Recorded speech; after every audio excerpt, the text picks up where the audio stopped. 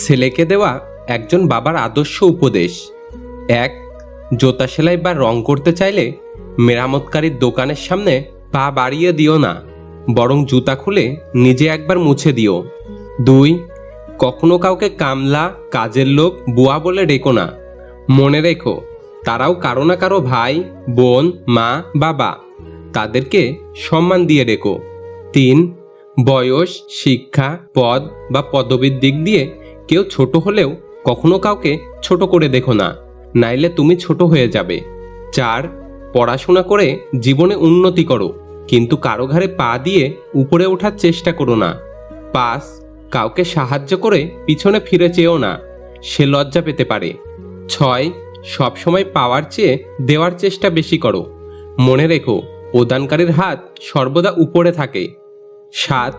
এমন কিছু করো না যার জন্য তোমার এবং তোমার পরিবারের উপর আঙুল ওঠে। ৮. ছেলে হয়ে জন্ম নিয়েছ, তাই দায়িত্ব এড়িয়ে যেও না। ৯.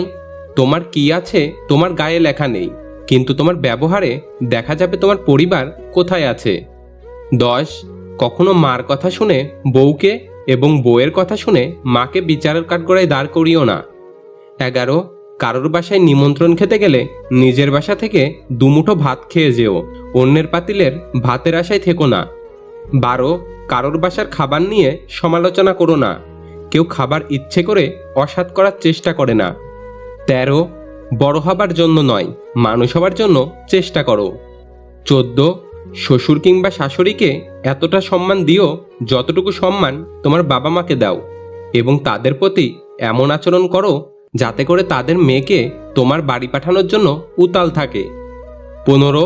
সবসময় ভদ্র ও নম্রভাবে চলো এবং কথা বলো, কিন্তু অন্যায়ের সাথে আপোষ করো না। এই ভিডিওগুলো যদি ভালো লাগে একটি লাইক দিবেন। আপনাদের একটি লাইকই আমার নতুন ভিডিও বানাতে উৎসাহিত করে।